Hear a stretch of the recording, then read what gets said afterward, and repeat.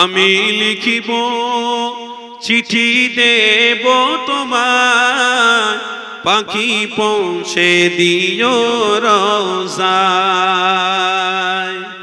আমি লিখিব চিঠি দেব তোমায়, পাখি পৌঁছে দিও রওজায়। আমি থাকব বসে এই আশায়, চিঠির উত্তর আসবে আমার গায়। আমি লিখিব চিঠি দেব তোমায়, পাখি পৌঁছে দিও রওজায়। বলুন না সুবহানাল্লাহ। আমি লিখিব চিঠি দেব তোমায়, পাখি পৌঁছে দিও রওজায়। কবে আসবে মদিনার পেগাম, গায়ে বাঁধব হাজিদের ইহরাম।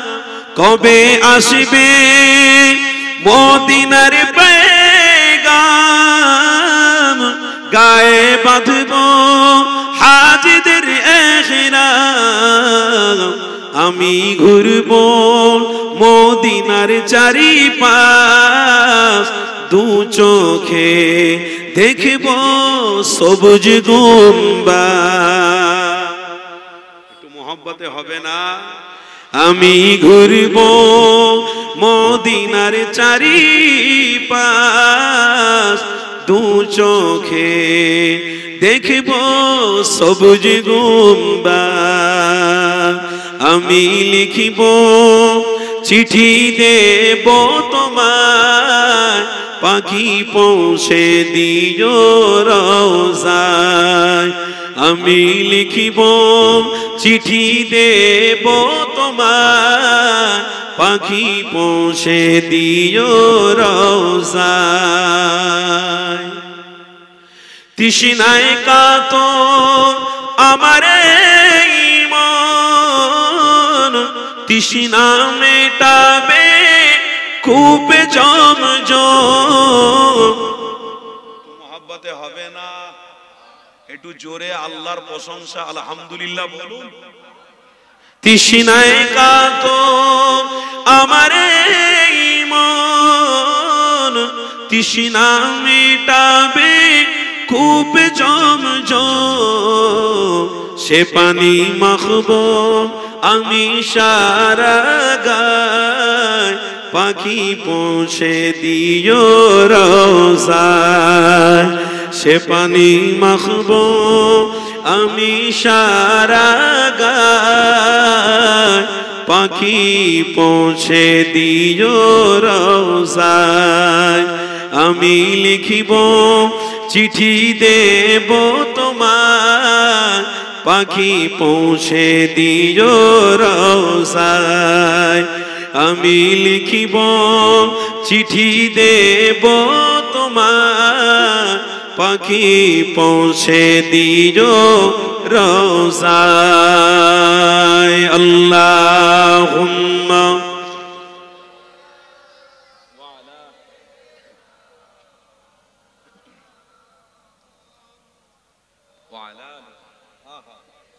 আলহামদুলিল্লাহ আলহামদুলিল্লাহ। যাক আলহামদুলিল্লাহ। আমি আলোচনা শুরু করেছিলাম ইসলাম দিয়ে, ওই কথা বলতে বলতে দাদা হুজুর পীর কেবলার খলিফা বড় মাওলানা দিয়ে চলে গিয়েছিলাম। আবার কিন্তু ঘুরে এসে আমাকে জায়গা মতন আসতে হবে। আপনারা সবাই কিন্তু আমল করতে বসেছেন, আর আমলকারীদেরকে আল্লাহ বড্ড পছন্দ করে। আমলকারীদেরকে আল্লাহ পছন্দ করে। আপনারা আমল করছেন, আপনাদের তকদির খুলে গেছে, বলুন আলহামদুলিল্লাহ। অনেক মানুষ গ্রামে আছে, সব আসতে পারেনি তারা নিজেদের ব্যস্ততার কারণে, কিন্তু আল্লাহ যে আপনাদের মূল্যবান সময়টা দিয়েছেন আল্লাহ কবুল করেছে, বলুন আলহামদুলিল্লাহ। ব্যাস আপনাদের কাজ হচ্ছে আলহামদুলিল্লাহ। আপনারা আল্লাহর খুশি করতে পারছেন, আল্লাহ আপনার রাসূলকে মহব্বত করতে পারছেন, ব্যাস আল্লাহ কবুল। এইভাবে আমরা ইনশাআল্লাহ আখেরি মোনাজাত পর্যন্ত যাব, বলুন ইনশাআল্লাহ। একটু তাকবীর দেন তো, নারে তাকবীর। একদম ঠিক আছে, কোনো অসুবিধা নেই। আবার 20 মিনিট পরে একটুখানি ওষুধ দেবো, একটু সবাই ঝেড়ে ঝুড়ে বলবেন ইনশাআল্লাহ। দাদা হুজুর পীর কেবলা বড় মাওলানাকে বললেন, কই গো বড় মাওলানা, সব হুজুররা তো গিয়ে খেজুরের পাতা ছিঁড়ে নিয়ে চলে আসলো, তা আপনি দাঁড়িয়ে আছেন? আল্লামা হুজুর চোখ দিয়ে টপ টপ টপ টপ করে পানি বইছে। দাদা হুজুর বললেন, ভাই রুহুল আমিন কাঁদছো কেন? কিসের জন্য কাঁদছো হুজুর? সব আলেমরা গেল, খেজুরের পাতা ছিঁড়ে নিয়ে চলে আসলো, আমি রুহুল আমিন যেতে পারছি না। এই জন্যে যে খেজুরের গাছটা দেখতে পাচ্ছি, ওই খেজুরের গাছের নিচে মস্ত বড় আল্লাহর ওলির মাজার রয়েছে। ওই আল্লাহর ওলি বলছেন, খেজুরের পাতা ছিঁড়িস না বাবা, গাছের পাতা তোরা ছিঁড়িস না, আমি রুহুল আমিন সচক্ষে দেখতে পাচ্ছি। আমার দাদা হুজুর বললেন, রুহুল আমিন তোমাকে আল্লাহ বাহ্যিক চোখ দান করেছে রুহুল আমিন, তাই তো আমি সমস্ত আলেমের থেকে আমি তোমাকে বড় মাওলানা বলেছি। আমার দাদা হুজুর বললেন, হে বাবা আলেমেরা, তোমরা কেউ দেখতে পাওনি, আমার রুহুল আমিন দেখতে পেয়েছে। আল্লাহর ওলি মাজার রয়েছে, খেজুরের গাছ ছিঁড়তে মানা করছে হুজুর। বাবা সোহবতটাকে ভালো করে মজবুত করে ধরো। আল্লামা রুহুল আমিন দাদা হুজুরকে মোহাব্বত এত করে ফেলেছে, এত করে ফেলেছে, রাসূলুল্লাহর সাথে গভীর সম্পর্ক হয়ে যাওয়ার কারণে আমার নবী পাকের দিদারটা রুহুল আমিনের হয়ে গেছে। ইনি হলেন সেই দাদা হুজুর। দাদা হুজুরের সহবতে আমার বাপ চাচারা পূর্বপুরুষরা সম্পর্ক রেখেছিল। আলহামদুলিল্লাহ, কবরের মাটি ধসে গেছে। এই ভাঙড়ের কথা বলছি, ভাঙড় দাদা হুজুর পীর কেবলা একজনের খলিফা, কবরের মাটি ধসে গেছে। হুজুর কেবলাকে দেখতে পাওয়া গেল, যেমনি দাফন করা হয়েছিল, যেমনি লাশ রাখা হয়েছিল, আল্লাহ তেমনি টাটকা রেখে দিয়েছে। কেন? কোরআন মিথ্যা হয়ে যাবে, হাদিস মিথ্যা হয়ে যাবে, নবী মিথ্যা হয়ে যাবে। আল্লাহ বলছেন, ফাদকুরুনি আযকুরুকুম ওয়াশকুরুলি ওয়ালা তাকফুরুন। তোরা দুনিয়ায় আমাকে স্মরণ করবি, কঠিন দিনে আমি আল্লাহ তোদের কাফনে পোকা মাকড় খাওয়াটাকে আমি আল্লাহ হারাম করে দেব। এত সহজ নয় বাবা। নবী নবী নবী নবী করার মানুষ অনেক আছে। হ্যাঁ, এত বড় বড় দেখি না দাঁড়ি সাধু বাবা, এত বড় দাঁড়ি রেখেছে, সে বলছে লা ইলাহা ইল্লাল্লাহ মুহাম্মাদুর রাসূল, আর একজন নামাজি বলছে লা ইলাহা ইল্লাল্লাহ মুহাম্মাদুর রাসূল। নামাজিদের ওই লা ইলাহা ইল্লাল্লাহ বলাটা ঠিক হবে, এই সাধুর বলাটা ঠিক হবে? নামাজি ইমানদার, তার ভিতরে ঈমান নেই, সে শুধু পড়তে পারে, ওটা তার কাছে ভাষা। আর ঈমানদারের কাছে লা ইলাহা ইল্লাল্লাহ মুহাম্মাদুর রাসূলের উপরে ইয়াকিনের সাথে আমল আছে। জোরে বলুন। অত সহজ নয় বাবা। দাড়ি বড় বড় সব রেখেছে, আলহামদুলিল্লাহ। টুপি বড় বড় সব পরে। প্লেনে উঠলাম, প্লেনে দেখলাম সব যারা কর্মী ওই মেয়ে ছেলেরা যারা চা পানি কফি দিচ্ছে, তাদের মাথায় দেখলাম টুপি পরা আছে। টুপি আর আপনাদের টুপি, ইমানদারদের টুপি, আসমান আর জমিনের পার্থক্য আছে। ও টুপি তারা কাজের জন্য পরে, আর মুসলমান টুপি পরে নবীর সুন্নাত আদায় করার জন্য। পার্থক্য আছে বাবা। নবী নবী বলে শুধু মুখে বললে হবে না, কাজে প্র্যাকটিক্যালে করে দেখাতে হবে। কি করেছেন আপনি, কি করেছেন বলুন না। বড় বড় মাহফিল গুলো অসম্মান হচ্ছে, কি করেছেন এই জন্য?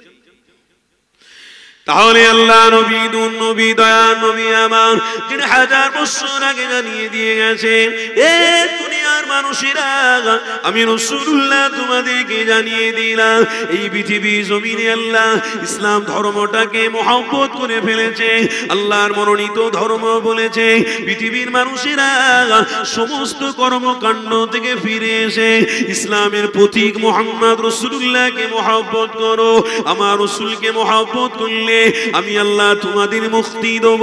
আমার হাবিবকে মহব্বত করলে আমি আল্লাহ মুক্তি দিয়ে দেব। এ যুবক তরুণীরা, তাই তো একটা হাদিস আমার মনে পড়ে গেল, হযরতে সালমান ফারসি হুজুরের কথা। হযরতে সালমান ফারসি হুজুরের কথা শুনিয়ে দিই। তিনি একজন বড় লোকের বাচ্চা ছিলেন, অনেক টাকা পয়সার মালিক ঘরের বাচ্চা ছিলেন। তিনি অনেক ধর্ম অবলম্বন করেছিলেন। কিতাবের মধ্যে রয়েছে একটা না 22টা ধর্ম অবলম্বন করেছিলেন। খ্রিস্টান ধর্ম অবলম্বন করলেন, ইহুদি ধর্ম অবলম্বন করলেন, নাসাই ধর্ম অবলম্বন করলেন, এক একটা ধর্ম অবলম্বন করার পরে আবার ছেড়ে দিয়ে আরেকটা ধর্ম অবলম্বন করেছিলেন। এই যুবকেরা, এখানে গল্প বলছি না গো, হাদিসের কথা বলছি, বুখারী শরীফের কথা আপনাদেরকে শোনাতে লেগেছি। শিক্ষা লুকিয়ে রয়েছে, একটু মনোযোগ দাও, শিক্ষা অবশ্যই পেয়ে যাবে। হযরতে সালমান ফারসি হুজুর আমার এক একটা ধর্ম অবলম্বন করার পরে কেউ আর কি ঠাট্টা করে বলতে লেগেছে, এ বাবা সালমান, তুমি এক একটা ধর্ম অবলম্বন করে তুমি আবার ছেড়ে দাও, আবার ধরো, আবার ছেড়ে দাও। একটা ধর্মের কথা বাবা তোমাকে বলবো, মদিনার জমিনে চলে যাও, সেখানে ইসলাম ধর্মের প্রতীক মুহাম্মদ রাসূলুল্লাহ রয়েছে, ওখানে তুমি চলে যাও, ইসলাম ধর্মটাও একটু দিয়ে দেখে আসো, ইসলাম ধর্মের কি ব্যাপার একটু বিস্তারিত জেনে আসো। এই যুবকেরা, তরুণীরা, হযরতে সালমান ফারসি হুজুর আমার ওই ব্যক্তিটার কথা শুনে মদিনার জমিনে তাশরীফ নিয়ে গেলেন। ওই মদিনার জমিনে যাওয়ার সাথে সাথে দোনো জাহানের বাদশা হাবিবুল্লাহকে দেখতে পেয়ে গেছেন। হাদিসের মধ্যে লেখা রয়েছে, আমার মদিনাওয়ালার চেহারা যখন সর্বপ্রথমে সালমান ফারসি দেখে ফেলেছে, হযরতে সালমান ফারসি জানাতে লাগলেন, আমি আমার নবী পাকের চেহারা মোবারক দেখার সাথে সাথে আমি সালমান, আমার কলিজা ঠান্ডা হয়ে গেছে।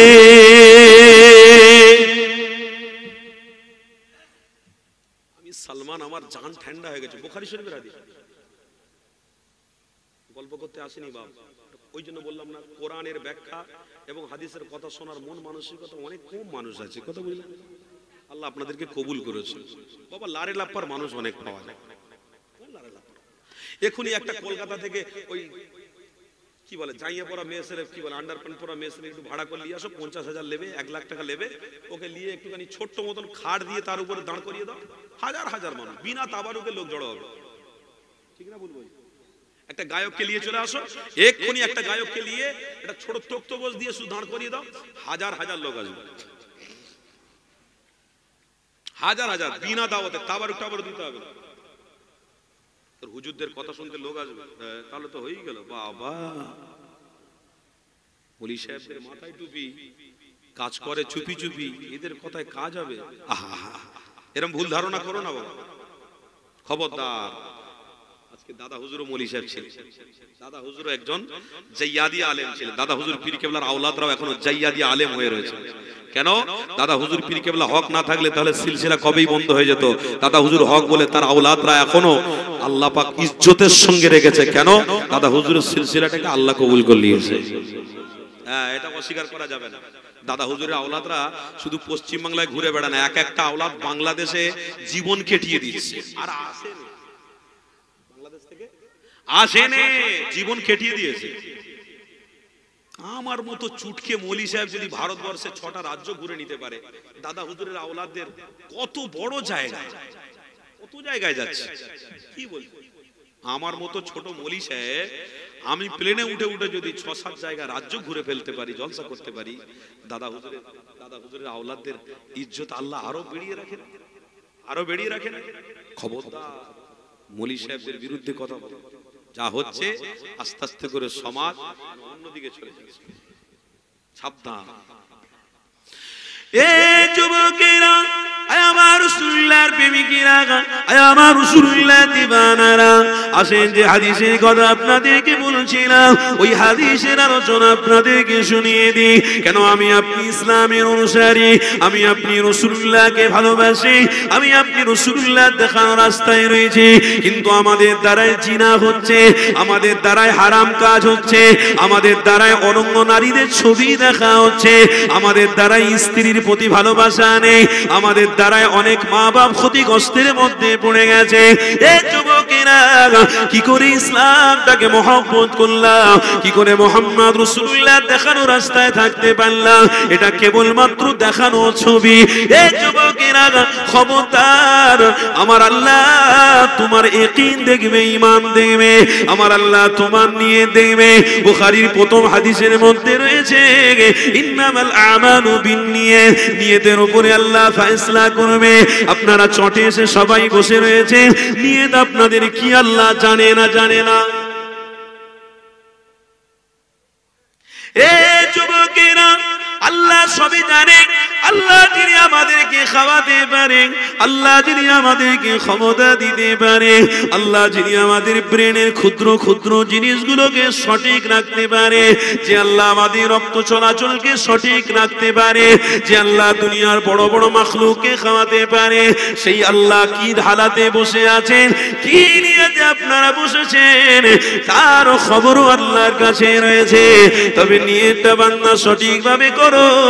আমার আল্লাহ জানাতে লেগেছেন, ওরে আমার বান্দা বান্দিরে, ফামান ইয়ামাল মিসকাল যাররাতিন খায়রান ইয়ারা ওয়া মান ইয়ামাল মিসকাল যাররাতিন শাররান ইয়ারা। ছোট আমল করলেও খবর আমার কাছে রয়েছে, বড় আমল যদি করি আমি আল্লাহ, আমার কাছে খবরটা রয়েছে। বান্দা, তবে একদিন না একদিন আমার ডাকে তোকে ফিরে আসতেই হবে। তোকে বাঁচাতে পারবে না, এই দুনিয়ার জমিনে কোনো ক্ষমতা তোকে আটকে রাখতে পারবে না, এই পৃথিবীর জমিনে কোনো অর্থ তোকে বাঁচিয়ে রাখতে পারবে না। কেন? দুনিয়ায় অর্থ আমি দিয়েছি, দুনিয়ায় আসবাব আমি সাজিয়েছি, এই আসমান তোদের জন্য সাজিয়েছি, এই জমিন আমি আল্লাহ তোদের জন্য সাজিয়েছি।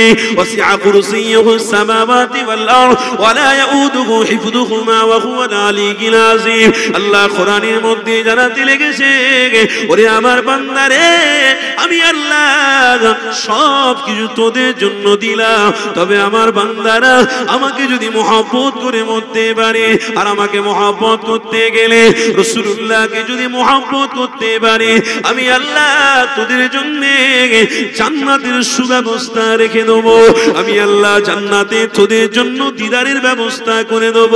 আমি আল্লাহ তোদের ফুলসিরাতে রাস্তায় পার করিয়ে দেব। আমি আল্লাহ মিজানের পাল্লাটা ভারী করে দেব।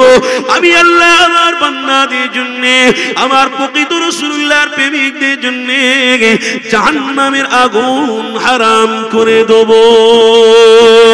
এ যুবকেরা, তরুণীরা, তবে কষ্ট পৃথিবীর জমিনে ইনকামের জন্য যেমন করছে, আল্লাহকে খুশি করতে গিয়ে তেমন কষ্ট করতে হবে, তেমন সময়টাকে ব্যয় করতে হবে, তবেই তো আপনার কপালে নাজাত জুড়বে।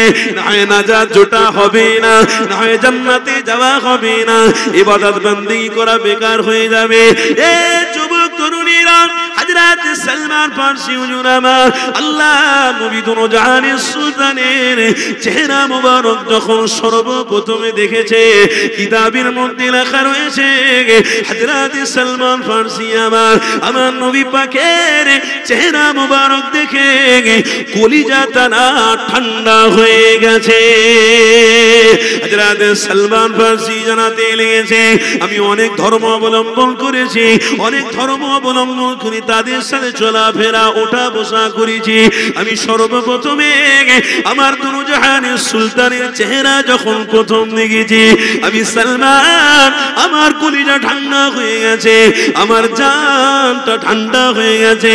আমার নবীর সামনে আমি যখন গেলাম, আমার নবী পাক পরিচয় জিজ্ঞাসা করতে লেগেছে, এ সালমানের কি নাম বাবা?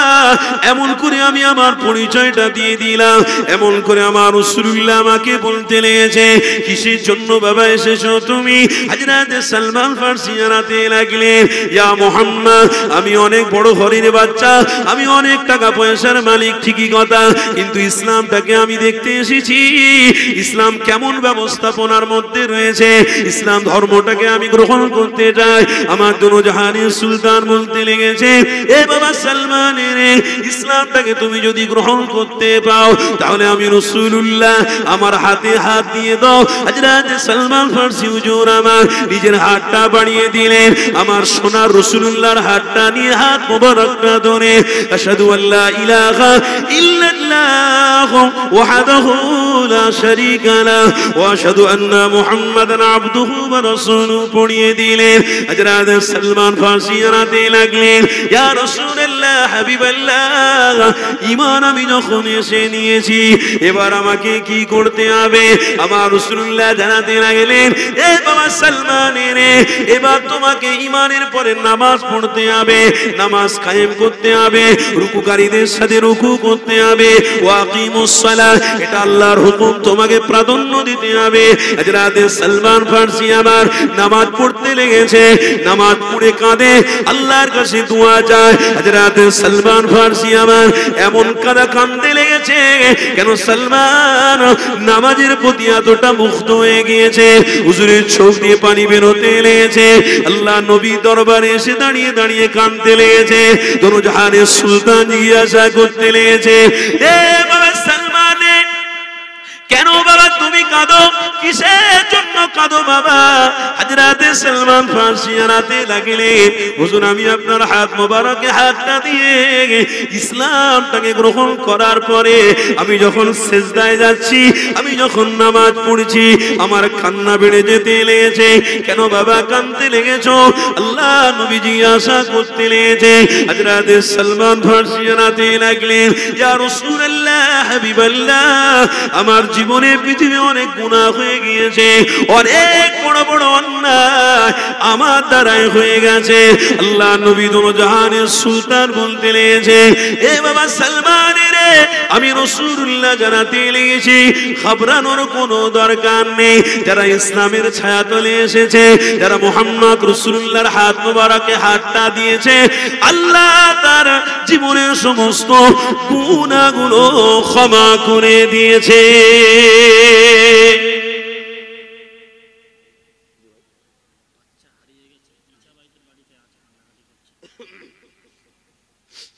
একটা বাচ্চা ছেলে হারিয়ে গেছে, ছোট মেয়ে হারিয়ে গেছে, ঈশা ভাইয়ের বাড়িতে আছে। আপনারা একটু খোঁজ করে বাচ্চাটাকে নিয়ে এলেন। বাচ্চাটা কান্নাকাটি করছে তো।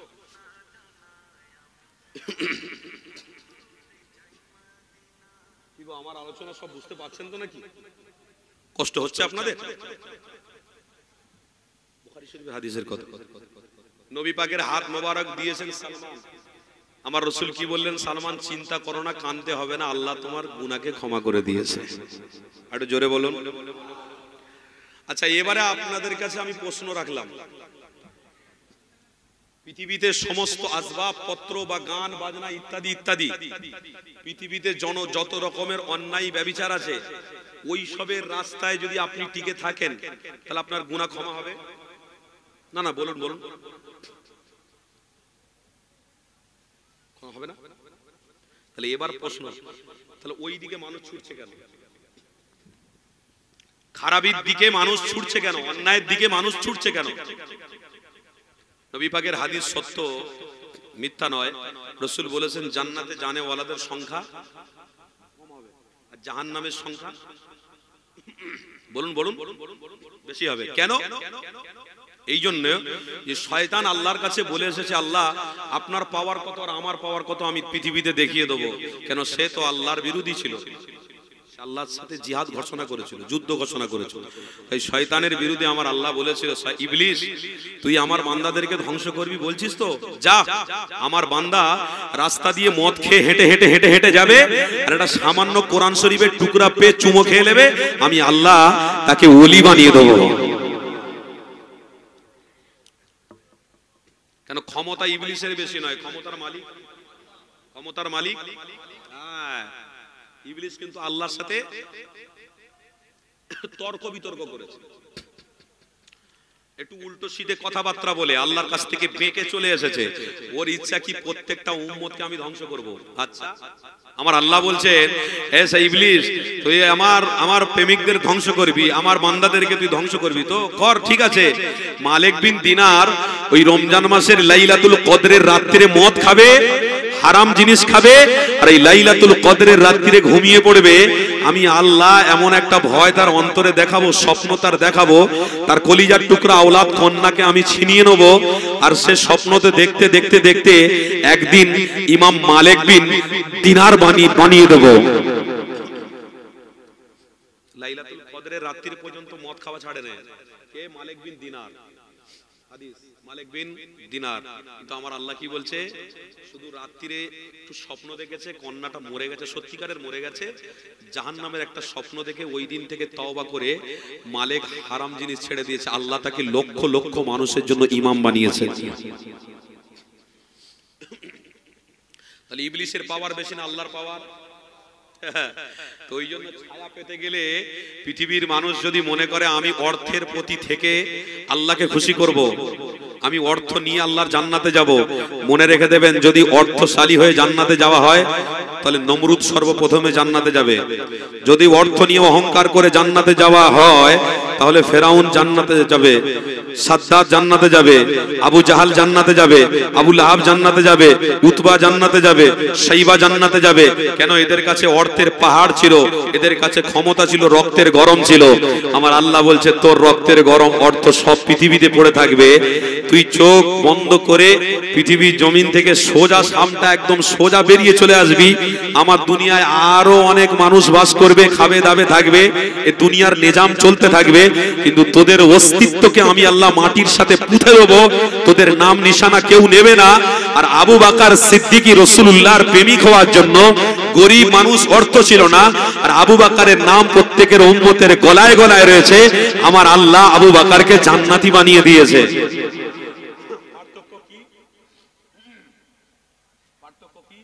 সে টাকার সাথে সম্পর্ক করেছে, আবু বকর রাসূলুল্লাহকে ধরে ফেলে। আলোচনা বুঝতে পারছেন? ফেরাউন টাকার সাথে সম্পর্ক করেছে, আবু বকর রাসূলের সাথে সম্পর্ক করেছে। দাজ্জাল আসবে, সেও অর্থশালীদের জন্য অনেক টাকা পয়সা নিয়ে আসবে। দাজ্জাল আসছে, পৃথিবীর জমিনেই সে কোনো না কোনো জায়গা আছে। দাজ্জাল নামক একটা ফিতনা বেরোবে, সে আসবে, সে মানুষকে হত্যা করবে আর বলবে হে জান্নাতে যাবি? বলে হ্যাঁ জান্নাতে যাব।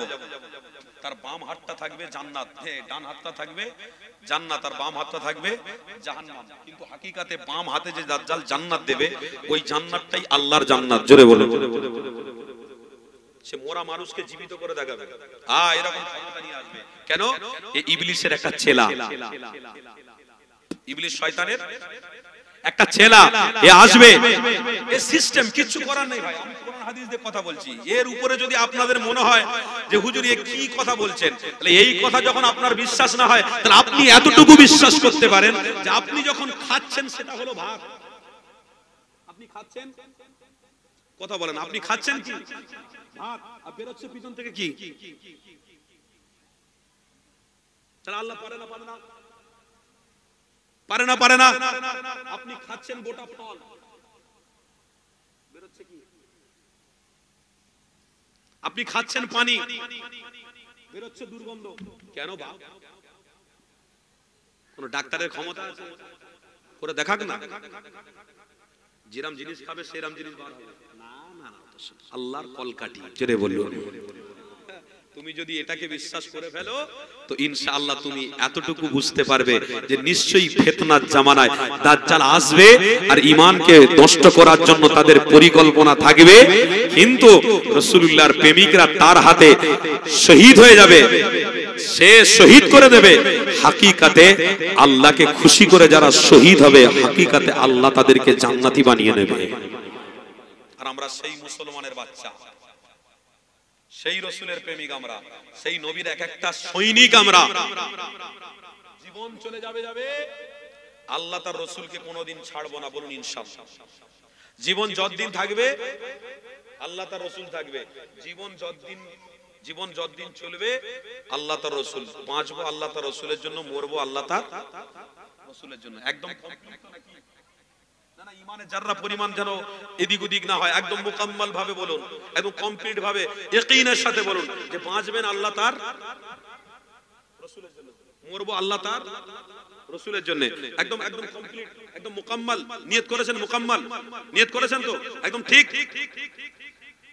আগের বছর মাহফিলে যদি আসে তাহলে আমি ধরবো আপনার ঘরের মেয়েটা কেন পরপুরুষের সাথে জিনা করেছে। মুকাম্মাল হলো না।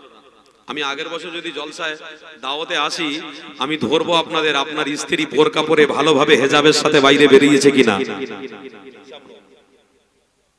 শুধু শুধু জলসা করলে হবে না। আল্লাহর কোরআন বলছে ইয়া আইয়ুহাল্লাযীনা আমানু কু আনফুসাকুম ওয়া আহলিকুম নারা। তুমি নিজে টুপি মাথায় দে, মসজিদে গিয়ে আল্লাহ আল্লাহ আল্লাহ আল্লাহ, তোমার স্ত্রী জিনা অন্যায় করছে, বিনা বোরকায় বাইরে বেরিয়ে ঘুরছে, আবার বোরকা পরেছে পরেছে মুখ ঢাকা নেই, বাইরে বেরিয়ে বেরিয়ে ঘুরছে। কেন? মোবাইলে হুজুরদের ওয়াজ শুনেছে, কোন একটা হুজুর নাকি বলেছে দেখো দুবাইয়ের নারীদেরকে, এ পশ্চিম বাংলার নারীরা, দুবাই নারীদেরকে দেখো, দুবাইয়ের নারীরা বোরকা পরেছে এমন রাস্তায় হেঁটে হেঁটে যাচ্ছে, একদম ঝেঁটিয়ে ঝেঁটিয়ে চলে যাচ্ছে। ও কি সুন্দর বোরকা পরেছে, মুখ খোলা, বসে বসে গাড়ি ড্রাইভারিং করছে, 2 টাকা পাওয়ার জন্য ইনকাম করছে, গ্যালারিতে বসে বসে খেলা দেখছে। মুফতি সাহেবরা ফতোয়া দিয়েছে কি হালাল হালাল চলবে। কোন একটা মৌলী সাহেবের বক্তব্য শুনে আমি বলবো, এ আমার পশ্চিম বাংলার মানুষেরা, মোবাইল তোমার দলিল নয়, মোবাইল তোমার হাদিস নয়, মোবাইল তোমার কোরআন নয়, তোমার দলিল আল্লাহ তার রাসূল, কোরআন আর হাদিস, ইজমা কিয়াস, এগুলোকে তুমি মজবুত করে ধরো। তুমি তোমার বিবিকে খাটানোর রাস্তায় রেখে তুমি তার পয়সা ইনকাম করে খাবার চিন্তা ভাবনা করছো। এই রকম পুরুষ হয়ে বেঁচে থাকার থেকে একটা ব্লেড নিয়ে গলায় চেলিয়ে দিয়ে তুমি নিজে মরে যাও, তোমার বিবি খেতে দেবে, তুমি খাবে, এই রকম আশা করতে যেও না। কেন? পবিত্র কোরআন বলছে আল্লাহ ইয়া আইয়ুহাল্লাযীনা আমানু, হে বিশ্বাসীগণ, কু আনফুসাকুম ওয়া আহলিকুম নারা, তুমি যেমন শরীয়তের সবকিছুকে মুহাব্বত করে ফেলেছো, আমল করছো, তোমার স্ত্রী যেন ঘরের 4টে দরওয়াজার ভিতরে থাকে, 4টে খুঁটির ভিতরে থাকে, বাইরে যদিও বের হয় সিস্টেমের সাথে যেন বের হয়। কেন? বিয়াদরপুরা অনেক রকমের ভাষা কথাবার্তা বলে ইসলামটাকে ছোট করার চেষ্টা করবে। ইমানদের দ্বারায়, ইমানদারদের দ্বারায় ইসলামকে ছোট করা যাবে না, যাবে না। তাই স্ত্রীদেরকে এখন থেকে মজবুত রাস্তায় রাখুন। নিজের স্ত্রী ভালো মোবাইল কিনে দিয়েছেন, খেতে খেতে মোবাইলে টিকটক করে ছাড়ছে, পরপুরুষরা সব দেখে দেখে বেড়াচ্ছে, ফেসবুকে টিকটক করে ছাড়ছে, ছেলেরা সব দেখে দেখে বেড়াচ্ছে। আর এটা কার স্ত্রী? আপনার স্ত্রী। আপনার কথা সে শুনলো না, আপনার কথা মতো শরীয়তের মাপদণ্ড মধ্যে চললো না, শরীয়তের মাপকাঠির মধ্যে থাকলো না। আপনার টাকা, আপনার খাটনির 1 পয়সা মূল্য নেই। আপনি খাটছেন তার জন্য, ইনকাম করছেন তার জন্য সবকিছু করছেন। অতএব আপনি একবারও চিন্তা করলেন না যে মরে যাওয়ার পরে আমার ঠিকানা কি হবে। কেন? আমার স্ত্রীকে এখনো নামাজি করতে পারিনি, আমার স্ত্রীকে কোরআন পড়ার মতো তাকিদ দিতে পারিনি, আমার বাচ্চাকে এখনো কোরআনে হাফেজ করতে পারিনি, আমার বাচ্চাকে এখনো পর্যন্ত ইলমের দ্বীনের শিক্ষা দিতে পারিনি। এ কিসের পয়সা, কিসের অর্থ, কিসের বাড়ি? কিচ্ছু আপনার সাথে নয়। শরীয়তের মাপ ডান্ডি, মাপ আন্ডির উপরে থাকলে, শরীয়তের রাস্তার উপরে আপনি থাকলে, আপনার আহাল পরিবারকে যদি এই রাস্তার উপরে রেখে যান, ইনশাআল্লাহ আপনার মৃত্যু হবে, আপনার জন্য জান্নাত অপেক্ষা করবে। এইটা চেষ্টা করুন বাবা, এই চেষ্টাটা করুন। আজকে সমাজে যে দৃশ্য আমরা দেখতে পাচ্ছি, মাথা হ্যাং হয়ে যাওয়ার খাপ। কিন্তু কথা বলতে হচ্ছে এই জন্যে, আমার সমাজের মা বোনদেরকে একটু অবশ্যই বলার দরকার আছে না নাই? কথা বলুন, বলার দরকার আছে না? স্বামী এতটাই দুর্বল হয়ে গেছে যে স্বামী বাদ দিয়ে এখন পরের সাথে মোবাইলে কথা বলতে খুব ভালো লাগছে, পরের সাথে এরকম ভিডিও কল দেখিয়ে ভালো লাগছে। এই রিসেন্টলি কিছুদিন আগে একটা ছেলে, যুবক ছেলে, রক্তের গরম দেখাচ্ছে, বুঝলেন, রক্তের গরম দেখাচ্ছে, মোবাইলে তার লাওয়ারের সাথে কথা বলছে, আর ট্রেন লাইনে দাঁড়িয়ে আছে, লাইনে দাঁড়িয়ে আছে। এবারে নজরটা শয়তানের ডাব্বায় গেছে, মোবাইলে গেছে, কথা বলতে বলতে হঠাৎ ট্রেন এসেছে। ট্রেন কি তার জন্য থামবে? ট্রেন তো তার রাস্তা দিয়ে যাবে। ব্যাস, রাস্তা দিয়ে ট্রেন এসেছে, এল্লাফতে সাথে সাথে পড়ে গেছে, মোবাইল থেকে অন্য জায়গায় পড়েছে, সাথে 3-4টে বন্ধু ছিল, গুড়িয়ে এবারে দেখছে এখনো তার ভক্ত লাইনে রয়েছে, ভক্তদের দেখাচ্ছে কেঁদে কেঁদে, বলছে কি হলো? যা হওয়ার তাই হলো, তোমাকে দেখতে দেখতে ট্রেন এলো, অ্যাক্সিডেন্ট মেরে দিয়ে চলে গেল, দেখো তোমার ভালোবাসা ঘুমিয়ে পড়েছে। যুবক, শয়তানের ডাব্বায় পড়ে গিয়ে কত জীবন চলে যাচ্ছে, শয়তানের রাস্তায় থেকে কত জীবন চলে যাচ্ছে। হাত দুটো আল্লাহর কাছে বলছি, আল্লাহ আমার কওমকে আপনি জাহান্নামের আগুন থেকে বাঁচান। বলুন সকলে আল্লাহুম্মা আমিন। আল্লাহ আমার কওম থেকে জাহান্নামের আগুন থেকে আপনি বাঁচান। বলুন সকলে আল্লাহুম্মা আমিন। আমার বাপ ভাইরা, অর্থ ইনকাম করুন, এসি ঘরে ঘুমান, বাড়ি তৈরি করুন, ব্যবসার জন্য চিন্তা ভাবনা করুন, কিন্তু একটু পরিবারের দিকে, ইসলামের প্রতি নজর দিন। পরিবারকে একটু লক্ষ্য করুন। পরিবারের জন্য আপনি জাহান্নামের খোরাক হয়ে যাবেন। পরিবারের জন্য আপনি জাহান্নামের খোরাক হয়ে যাবেন। আল্লাহর ওয়াস্তে কোরআনের আয়াত, ওয়ালা তাকরাবুজ জিনা ইন্নাহু কানা ফাহিশা, হাদিসের মধ্যে আল্লাহ স্পষ্ট ভাষায় বলছেন, দুনিয়া ফাইন্নাহা লাইসা বিদারি মাকাম ওয়ালা তাতমাউ ফি দুনিয়া ওয়ালাউ খালাতুমাল ফাআমিন ওয়াসকু ইলাল্লাহ।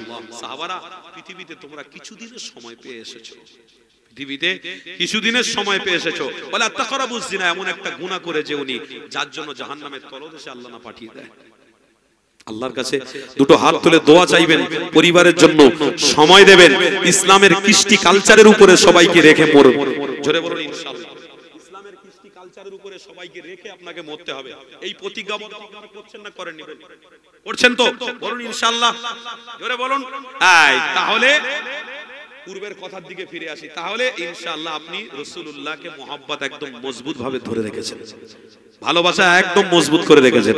আল্লাহ আমাদেরকে কবুল করেন। বলুন আল্লাহ। কি গো, আপনাদের কষ্ট হচ্ছে নাকি? অসুবিধা হচ্ছে না তো? অনেক মানুষ অনেক দেরি করে এসেছেন, এই একটুখানি আল্লাহর ধ্বনি আপনাদের কাছ থেকে শুনতে চাই, দেবেন? নারে তাকবীর।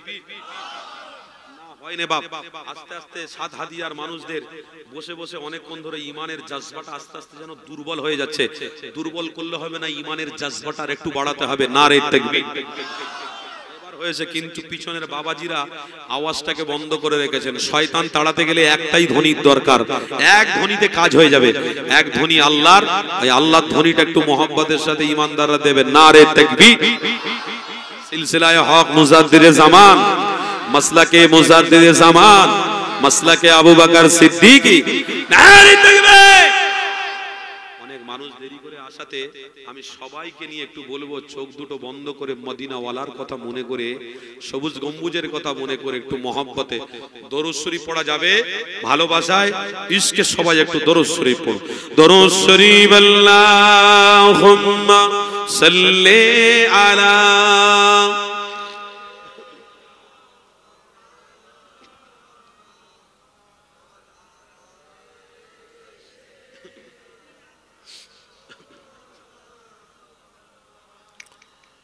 हमने आँखों से देखा नहीं है मगर उनकी तस्वीर सीने में मौजूद है,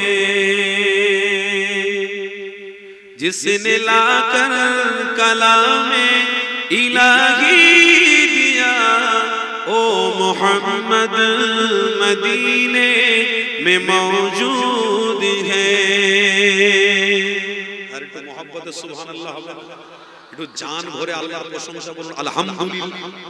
हमने आँखों से देखा नहीं है मगर उनकी तस्वीर सीने में मौजूद है, जिसने लाकर कलामे इलाही दिया ओ मोहम्मद मदीने में मौजूद है। फूल खिलते हैं बड़ बड़ के सल्ले अला, फूल खिलते हैं बड़ बड़ के सल्ले अला, चूम कर कह रही है ए बाग़े ज़बा, ऐसे खुशबू चमन के गुलों में कहा जो नबी के पसीने में मौजूद है। बोलो ना सुभान अल्लाह। जो नबी के पसीने में मौजूद है, हमने आँखों से देखा नहीं है मगर उनकी तस्वीर सीने में मौजूद है। जिसने लाकर कलामे इलाही दिया ओ मोहम्मद मदीने में मौजूद है। हमने माना कि जन्नत बहुत है हंसी, हमने माना कि जन्नत बहुत है हंसी, छोड़कर हम मदीना न जाए कहीं। यूं तो जन्नत में सब है मदीना नहीं, और जन्नत मदीने में मौजूद है। আমার রাসূলের জন্য মদিনার জমিনে জান্নাতের ব্যবস্থা আল্লাহ করেছেন না করেন? জান্নাতের নাম রিয়াজুল, দুই রাকাত নামাজ যে পড়বে আল্লাহর রাসূল বলছেন শাফাআত করা তার জন্য আমি রাসূল ওয়াজিব হয়ে যাবে। हमने आँखों से देखा नहीं है मगर उनकी तस्वीर सीने में मौजूद है। जिसने लाकर कलामे इलाही दिया ओ मोहम्मद मदीने में मौजूद है। अल्लाहुम्मा सल्ली अला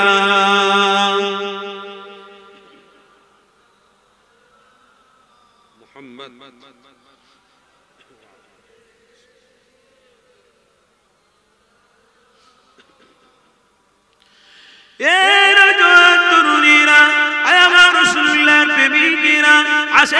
আলোচনা করছিলাম ওই আলোচনার দিকে আবার ফিরে যাই। আল্লাহ নবী দুজাহানের সুলতানে সাবি হযরত সালমান ফারসি হুজুরের আলোচনা করছিলাম। এই যুবকেরা তো বেরিয়েছে সালমান আল্লাহ তার জীবনের সমস্ত গুনাহ ক্ষমা করে দিয়েছে। এই যুবক তরুণীরা আবার রাসূলুল্লাহর প্রেমিকেরা আল্লাহ নবীর হাত মুবারকে হাত দিলে আল্লাহ জীবনের तमाम গুনাহকে ক্ষমা করে দেয়।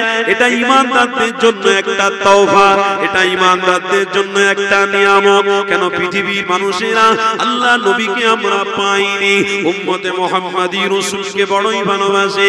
আল্লাহ নবীর প্রেমিকেরা যখন মসজিদে গিয়ে নামাজটা পড়বে, নামাজটা শেষ হয়ে যাওয়ার পরে নামাজের পরে দুটো হাত ভিখারির মতো আল্লাহর দরবারে যখন তুলবে, আল্লাহর কাছে সবকিছু চাওয়ার পরে যদি বলে আল্লাহ তুমি আমার দোয়াটাকে ক্ষমা করে কবুল করে নাও, আর এমন করে লা ইলাহা ইল্লাল্লাহ মুহাম্মাদুর রাসূলুল্লাহ বলে দোয়াটাকে সমাপ্তি করবে, বলছে ওই দোয়া কবুল হবে না। কেন হবে না? আমার নবীর নামটা তুমি বাদ দিয়েছো কেন? এ যুবকেরা তরুণীরা, আমার নবীর নামের সাথে আল্লাহর সাথে একটা বিশাল সম্পর্ক জড়িয়ে রয়েছে। আপনি মসজিদে গিয়ে নামাজটা যদি পড়েন, তাশাহুদে যখন আপনি বসবেন, তার মানে বৈঠকে যখন আপনি বসবেন, আপনি বৈঠকে বসে বসে আপনি বলবেন কি বলবেন? কি বলবেন?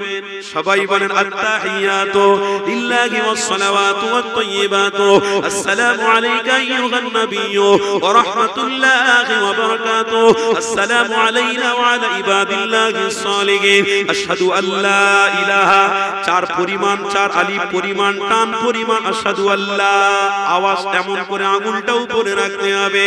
এ যুবক তরুণীরা, চার আলিফ পরিমাণ আপনাকে আঙুলটা তুলে রাখতে হবে। চার আলিফ পরিমাণ, টান পরিমাণ আঙুল তোলা, এটা হচ্ছে তরিকা। আমার নবী পাক শিক্ষা দিয়েছেন। এ বাবারা, তোমরা যখন তাশাহুদে বসবে, আত্তাহিয়াতু পড়বে, চার আলিফ পরিমাণ টান দেবে, আবার আঙুলটাকে নিচে করে নেবে। আমার রাসূলুল্লাহ জানাতে দিয়েছেন, তোমরা যখন তাশাহুদ পড়বে, আশহাদু আল্লা ইলাহা ইল্লাল্লাহ ওয়া আশহাদু আন্না বলে শেষ করে দেবেন না না না। এ যুবক তরুণীরা আপনাদেরকে জানিয়ে দিই, মুফতি সাহেবদের কাছ থেকে আপনারা ফতোয়াটা নিয়ে নেন। তাশাহুদে আত্তাহিয়াতু বলে পড়ে আত্তাহিয়াতু পড়তে গিয়ে আমার নবীর নাম যদি আপনি বাদ দিয়ে দেন, আপনার নামাজ আল্লাহর দরবারে কবুল হবে না। কেন? তাশাহুদটা হচ্ছে নামাজের একটা অংশ। এই নামাজে তুমি আত্তাহিয়াতু পড়তে গিয়ে আমার নবী পাকের নামটা কেন তুমি বাদ দেবে? তুমি আল্লাহর নামটা নেবে, নবীর নামটা বাদ দেবে। আশহাদু আল্লা ইলাহা, বলুন সবাই, আশহাদু আল্লা ইলাহা ইল্লাল্লাহ ওয়া আশহাদু আন্না মুহাম্মাদান আবদুহু ওয়া রাসূলুহু। আবদুহু ওয়া রাসূলুহু যদি আপনি বাদ দেন, আল্লাহর নামটা দিয়ে শেষ করেন, এ যুবকের আপনার নামাজ আল্লাহর দরবারে কবুল হবে না। ততএব আপনি যখন আল্লাহর কাছে সাহায্য চাইবেন, আপনি বলতে লেগেছেন আল্লাহ আমার রুজিতে বরকত দিন, আল্লাহ আমার সন্তানকে সুস্থতা দান করুন, আল্লাহ আমার মা বাপকে খিদমত করব, আল্লাহ হায়াতটাকে বাড়িয়ে দিন। আপনি বলার পরে যদি আল্লাহর কাছে বলেন আল্লাহ আমার দোয়াটাকে আপনি কবুল করে নিন, আপনার সঠিক চাওয়া হলো না, এই চাওয়াটা আল্লাহর দরবারে কবুল হবে না। বুখারীর হাদিসের মধ্যে রয়েছে দোয়া চাওয়ার পরে আমার রাসূলুল্লাহর নাম দিয়ে ওসিলা দিতে হবে, আমার নবীর ওসিলা দিয়ে আল্লাহ আমার দোয়াটাকে আপনি কবুল করে নেন। বুখারীর হাদিসের মধ্যে রয়েছে ওই দোয়াটা আমার আল্লাহ সাথে সাথে কবুল করে নেয়।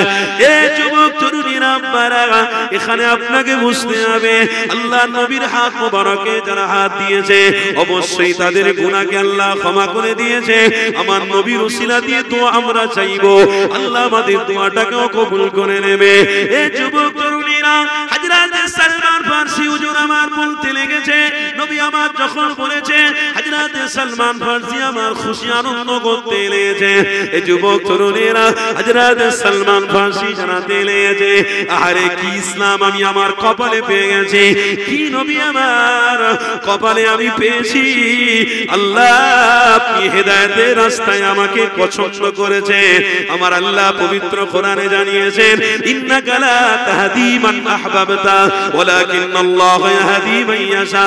আমার আল্লাহ জানাতে লাগলেন ওরে আমার বান্দা বান্দিরে, হেদায়েতের রাস্তায় যদি তোরা আসিস আমি আল্লাহ তোদের হেদায়েতের নূর দিয়ে দেব। আর হেদায়েতের রাস্তা যদি পছন্দ না করি, তার মানে মাহফিলে যদি না আসিস, আল্লাহর ঘর মসজিদে যদি না যাস, কাবা বাইতুল্লাহর সাথে যদি সম্পর্ক না রাখিস, তাসবিহ তেলাওয়াত যদি না করিস, হেদায়েতের রাস্তায় তোর থাকা হবে না। হেদায়েতের রাস্তা হলো আমি আল্লাহ দিয়েছি, ইন্নাকা লা তাহদি মান আহবাবতা ওয়ালাকিন্নাল্লাহু ইয়াহদি মান ইয়াশা। হেদায়েতের রাস্তা আমি আল্লাহ আমার হাবিবকে দিয়ে পাঠিয়ে দিয়েছি। ওরে দুনিয়ার মানুষেরা, হেদায়েতের রাস্তাটাকে মজবুত করে ধর, আমি আল্লাহ হেদায়েতের রাস্তায় যারা থাকবে তাদেরকে আমার হাবিবুল্লাহর সাথী বানিয়ে জান্নাতি বানাবো। আরো জোরে বলুন। তাহলে আল্লাহ আমাদের রাস্তা দেখেছেন, কপাল পুড়েছে না ভালো আছে?